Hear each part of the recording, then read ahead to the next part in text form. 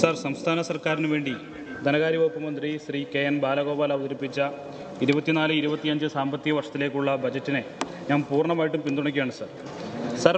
Federal തത്വങ്ങൾക്ക് വിരുദ്ധമായി കേന്ദ്ര government സാമ്പത്തിക ഉപരോധം തീർത്ത് പ്രതിസന്ധി സൃഷ്ടിക്കുന്ന ഈ കാലഘട്ടത്തിൽ പ്രതീക്ഷയുടെയും പ്രതിരോധത്തിൻ്റെയും ബജറ്റാണ് ബഹുമാനപ്പെട്ട മന്ത്രി ഇവിടെ അവതരിപ്പിച്ചത്.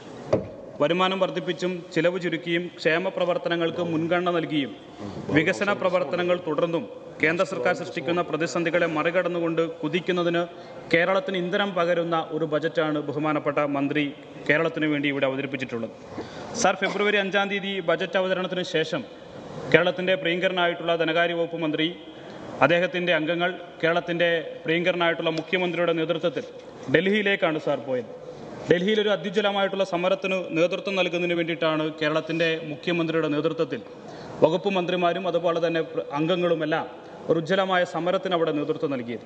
സാർ, എന്തിനാണ് അവിടെ സമരം നടത്തിയത്?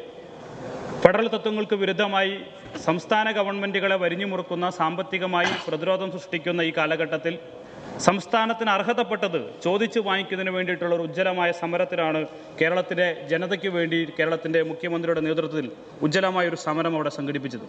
സർ, BJP ഇതര ഗവൺമെൻറ്റുകളെ, സംസ്ഥാന ഗവൺമെൻറ്റുകളെ വരിഞ്ഞു മുറുക്കുന്ന സമീപനം കേന്ദ്ര ഗവൺമെൻറ് സ്വീകരിക്കുമ്പോൾ ആ ഗവൺമെൻറ്റിൻ്റെ തീരുമാനത്തെ തുറന്നു കാണിക്കുക എന്നുള്ളത് രാഷ്ട്രീയ ഇച്ഛാശക്തിയുള്ള കേരളത്തിൻ്റെ ആവശ്യമാണ്. ആ കടമയും ഉത്തരവാദിത്വമാണ് കേരളത്തിന് വേണ്ടി കേരളത്തിൻ്റെ ഗവൺമെൻറ് നിർവഹിച്ചിട്ടുള്ളത്. സാർ, കേരളത്തിൽ നിന്ന് 1 രൂപ നികുതിയായി പിരിച്ചുകൊണ്ടു പോകുമ്പോൾ കേരളത്തിന് തിരിച്ചു കിട്ടുന്നത് 25 പൈസ മാത്രമാണ്. എന്നാൽ തൊട്ടടുത്തുള്ള ഉത്തർപ്രദേശ് എന്ന സംസ്ഥാനത്തിന് 1 രൂപ നികുതി പിരിച്ചു കൊണ്ടുപോകുമ്പോൾ 2 രൂപ 73 പൈസയാണ് തിരിച്ചു നൽകുന്നത്. രാജസ്ഥാൻ അത് 1 രൂപ 33 പൈസയാണെങ്കിൽ മധ്യപ്രദേശിന് 2 രൂപ 43 പൈസയാണ്. ഇങ്ങനെ തരം തിരിച്ച് ഗവൺമെൻറ്റുകളെ കാണുകയും സംസ്ഥാനത്തിൻ്റെ മൂലധനമാകെ മൂറ്റിക്കൊണ്ടു പോവുകയും അവർക്കിഷ്ടപ്പെട്ട ആളുകൾക്ക് അവർക്ക് തോന്നുന്ന നിലയിൽ വീതം വെച്ച് നൽകുകയും ചെയ്യുന്ന കേന്ദ്ര ഗവൺമെൻറ്റിൻ്റെ നിലപാടിനെ ഏറ്റവും ശക്തിയോടുകൂടി എതിർക്കുക എന്നുള്ള രാഷ്ട്രീയ നിലപാടാണ് കേരളത്തിലെ ഇടതുപക്ഷ ഗവൺമെൻറ് സ്വീകരിച്ചത് എന്നുള്ളത് ഇവിടെ സൂചിപ്പിക്കുകയാണ് സർ. കിഫ്ബി പദ്ധതിയിൽ 84,454 കോടി രൂപയുടെ വികസന പ്രവർത്തനങ്ങൾ ഈ കേരളത്തിലാകെ വ്യത്യസ്തങ്ങളായിട്ടുള്ള കേരളത്തിലെ 140 നിയമസഭാ മണ്ഡലങ്ങൾ നടത്തുകയാണ്. ആ വികസന പ്രവർത്തനങ്ങളുടെ കരുത്തറിഞ്ഞൊരു മണ്ഡലമാണ് സാർ തിരുവമ്പാടി. എൻ്റെ മണ്ഡലത്തിൽ 3,500 കോടി രൂപയുടെ ആനക്കാമ്പയിൽ കള്ളാടി, മേപ്പാടി തുരങ്കപാത ഉൾപ്പെടെ 2,147 കോടി രൂപയുടെ ആ വലിയ പദ്ധതി ഉൾപ്പെടെ 3,500 കോടി രൂപയുടെ വികസന പ്രവർത്തനം ഒരു ചെറിയ മണ്ഡലത്തിൽ നടക്കുകയാണ് സാർ. ആ തുരങ്കപാതയെ കളിയാക്കുകയും ആ തുരങ്കപാത വരാൻ അനുവദിക്കുകയും ഇല്ല എന്നുള്ള നിലപാടാണ് സാർ പ്രതിപക്ഷം സ്വീകരിച്ചത്.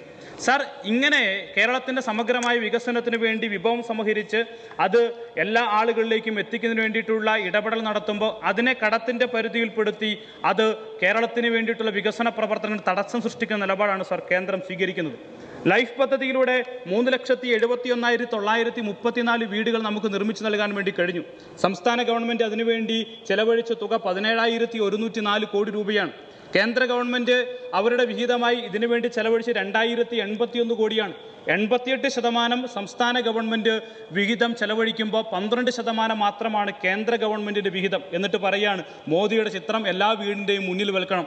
അങ്ങനെ വെക്കുമ്പോൾ കേരളത്തിലെ ഗവൺമെൻറ്, ഇച്ഛാശക്തിയുള്ള ഗവൺമെൻറ് പറയുകയാണ്, സ്വാഭിമാനമുള്ള കേരളത്തിലെ മലയാളികൾക്ക് ഇങ്ങനെ ഏതെങ്കിലും ഗവൺമെൻറ്റിന് ഔദാര്യമാണ് ഈ പദ്ധതി എന്ന് പറയാൻ വേണ്ടി കഴിയില്ല, അത് അവകാശമാണ് എന്ന് പ്രഖ്യാപിക്കുന്ന നാടായി കേരളം മാറുന്നു എന്നുള്ളതാണ് സാർ ഇതിൻ്റെ ഏറ്റവും വലിയ പ്രത്യേകത. സാർ, കേരളത്തിലെ പെൻഷൻ നേരത്തെ കഴിഞ്ഞ UDF ഗവൺമെൻറ് കാലത്ത് കേരളത്തിലെ പെൻഷൻ 600 രൂപയായിരുന്നു. ആ 600 രൂപയായിരുന്ന ക്ഷേമ പെൻഷൻ 32 ലക്ഷം പേർക്കാണ് വിതരണം ചെയ്തത് എങ്കിൽ ഇന്ന് കേരളം 1,600 രൂപ ക്ഷേമ പെൻഷൻ കേരളത്തിലെ 62 ലക്ഷത്തോളം വരുന്ന ആളുകൾക്ക് വിതരണം ചെയ്യുന്നു എന്നുള്ളത് അഭിമാനകരമായിട്ടൊരു നേട്ടമായി നമ്മൾ കാണേണ്ടി സാർ. ഇങ്ങനെ ഗവൺമെൻറ് എല്ലാ കാര്യങ്ങളിലും ഇടപെട്ടുകൊണ്ട് മുന്നോട്ട് പോകുമ്പോൾ നമുക്ക് അർഹമായ വിഹിതം പിടിച്ചു വെക്കുമ്പോൾ അത് ചോദ്യം ചെയ്യുക എന്നുള്ളത് ഒരു കടമയും ഉത്തരവാദിത്വമായിട്ടാണ് കാണുന്നത്. സാർ, കഴിഞ്ഞ നവംബർ മാസം 10-ാം തീയതി ഇറങ്ങിയ മാതൃഭൂമി പത്രത്തിൽ കേരളത്തിന് കുറവ് വന്നിട്ടുള്ള സംഖ്യയെക്കുറിച്ച് ഒരു ലേഖനം ഫ്രണ്ട് പേജിൽ എഴുതിയിട്ടുണ്ട്. അതിനകത്ത് പറയുന്നത് കേരളത്തിൽ ലഭ്യമാവേണ്ടുന്ന തുക 57,400 കോടി രൂപയാണ്. GST വിഹിതം വെട്ടിക്കുറച്ചതിൻ്റെ ഭാഗമായി നമുക്ക് നഷ്ടപ്പെട്ടത് 12,000 കോടി. റവന്യൂ കമ്മി ഗ്രാന്റ് ഇനത്തിൽ നമുക്ക് നഷ്ടപ്പെട്ട 8,400 കോടി. വായ്പാ പരിധി വെട്ടിക്കുറച്ചതിൻ്റെ ഭാഗമായി നമുക്ക് നഷ്ടപ്പെട്ടത് 19,000 കോടി. നികുതി വരുമാനം കുറഞ്ഞതിൻ്റെ ഭാഗമായി നമുക്ക് നഷ്ടപ്പെട്ടത് 18,000 കോടി. അങ്ങനെ 57,400 കോടി രൂപയുടെ കുറവ് കേരളത്തിന് നമുക്ക് ഉണ്ടായിട്ടുണ്ട്. അതോടൊപ്പം തന്നെ വിവിധ ഇനങ്ങളിൽ കേന്ദ്ര ഗവൺമെന്റ് സംസ്ഥാനത്തിന് നൽകാനുള്ള കുടിശ്ശികയായിട്ടുള്ള തുക 4224 കോടി രൂപയാണ്. ഇത് രണ്ടും കൂടെ കൂട്ടുമ്പം 61,000-ലധികം രൂപ, 61,000 കോടിയിലധികം രൂപ കേന്ദ്ര ഗവൺമെന്റ് സംസ്ഥാന ഗവൺമെന്റ് ഇപ്പോൾ നൽകാനുണ്ട്. കേരളത്തിന്റെ മൊത്തം ബാധ്യത 50,000 കോടിയാണ്. ഈ പറഞ്ഞ കണക്കുകൾ ശരിയാകുന്ന വിധത്തിൽ ആ 50,000 കോടിയാണ് കേരളത്തിന്റെ മൊത്തം ബാധ്യതയെങ്കിൽ കേന്ദ്രം കേരളത്തിന് നൽകാനുള്ള മുഴുവൻ തുകയും അനുവദിച്ചാൽ 11,000 കോടി മിച്ചമുള്ള ഒരു സംസ്ഥാനമായി കേരളം മാറുമെന്നുള്ളത് നമ്മൾ ഓർക്കണ്ടേ. ഇത് ചോദ്യം ചെയ്തുകൊണ്ടാണ് സാർ കേരളത്തിലെ ഗവൺമെന്റ് ഈ കേന്ദ്രത്തിലേക്ക് പോയിട്ടുള്ള ഉജ്ജ്വലമായിട്ടുള്ള സമരം നടത്തിയത്. സാർ, ആ സമരത്തിൽ പങ്കെടുത്തത് ആരൊക്കെയാണ്? ഡൽഹിയുടെ മുഖ്യമന്ത്രി അരവിന്ദ് കെജ്രിവാൾ ആ സമരത്തിന്റെ ഭാഗമാകുന്നു. പഞ്ചാബ് മുഖ്യമന്ത്രി ഭഗവന്ത് മാൻ ആ സമരത്തിന്റെ ഭാഗമാകുന്നു. തമിഴ്നാട് മുഖ്യമന്ത്രി MK സ്റ്റാലിൻ ആ സമരത്തിന്റെ ഭാഗമാകുന്നു. ജമ്മു കാശ്മീരിന്റെ മുൻ മുഖ്യമന്ത്രിയായിട്ടുള്ള ഫറൂഖ് അബ്ദുള്ള ആ സമരത്തിന്റെ ഭാഗമാകുന്നു. അതുപോലെ തന്നെ കപിൽ സിബൽ, മുതിർന്ന അഭിഭാഷകനും മുൻ കോൺഗ്രസ് നേതാവുമായിട്ടുള്ള കപിൽ സിബൽ ആ സമരത്തിന്റെ ഭാഗമാകുന്നു. ദേശീയ ശ്രദ്ധയെ ആകർഷിക്കുന്ന ഒരു സമരമായി മാറുന്നു. ഈ കേരളത്തിലെ ജനങ്ങൾക്ക് വേണ്ടി സംസാരിക്കാൻ വേണ്ടി പോയിട്ടുള്ള പിണറായി വിജയൻ ഗവൺമെന്റ് രാജ്യത്തിന്റെ പ്രതീക്ഷയുടെ ഒരു ഗവൺമെന്റായി മാറുന്ന കാഴ്ചയാണ് സാർ ഡൽഹിയിൽ കണ്ടത്. ഇവിടെ എന്താണ് സാർ കോൺഗ്രസിന്റെ നിലപാട്? ഇവിടെ എന്താണ് പ്രതിപക്ഷത്തിന്റെ നിലപാട്? നമ്മൾക്ക് നോക്കണ്ടേ. ഇവിടെ പ്രതിപക്ഷത്തിന്റെ നിലപാട് എന്താണ് സാർ? പഞ്ചാബി ഹൗസ് എന്ന് പറഞ്ഞ സിനിമയ്ക്കകത്ത് കൊച്ചിൻ ഖനീഫാക്ക ഒരു കോമഡി പറയുന്നുണ്ട്. അത് ദിലീപിനോടും ഹരിശ്രേഷനോടുമാണ് പറയുന്നത്. ഇവന്മാർക്ക് മനസ്സിലായി, എന്നിട്ടും എന്താണ് മറ്റവന്മാർക്ക് മനസ്സിലായില്ല. ദേശീയ നേതാക്കന്മാർക്ക് മനസ്സിലായി, എന്നിട്ടും കോൺഗ്രസിന്റെ കേരളത്തിലെ നേതാക്കന്മാർക്ക് മനസ്സിലാക്കാൻ കഴിയാത്ത സാഹചര്യം ഉണ്ടാവുകയാണ് സാർ. ഇവിടെ എന്താണ് സാർ കോൺഗ്രസിന്റെ നിലപാട്? എന്താണ് ഇവിടെ കോൺഗ്രസിന്റെ നിലപാട്? നേരത്തെ പല ആളുകളും സൂചിപ്പിച്ചതുപോലെ മകൻ മരിച്ചിട്ടായാലും മരുമകളുടെ കണ്ണീര് കണ്ടാൽ മതി എന്നുള്ള നിലവാരത്തിലേക്ക്, അമ്മായിമ്മയുടെ നിലവാരത്തിലേക്ക് കോൺഗ്രസും പ്രതിപക്ഷവും മാറുന്നത് അപകടകരമായിട്ടുള്ള സ്ഥിതിയാണ് സാർ ഇവിടെ ഉണ്ടാവുന്നത്. സാർ, ഒരു കാര്യം സൂചിപ്പിക്കാനുള്ളത്, ക്യൂസ്ലിംഗ് എന്നൊരു ഇംഗ്ലീഷ് വാക്കുണ്ട് ഡിക്ഷണറിയിൽ. അതിന്റെ ഓക്സ്ഫോർഡ് ഡിക്ഷണറിയിൽ അതിന്റെ അർത്ഥം നാടിനെതിരെയുള്ള യുദ്ധത്തിൽ ശത്രുവിനെ സഹായിക്കുന്നവനെന്നാണ്. ഇവിടെ പ്രതിപക്ഷത്തിന്റെ നിലപാട് ആ നിലപാടാണ് സാർ.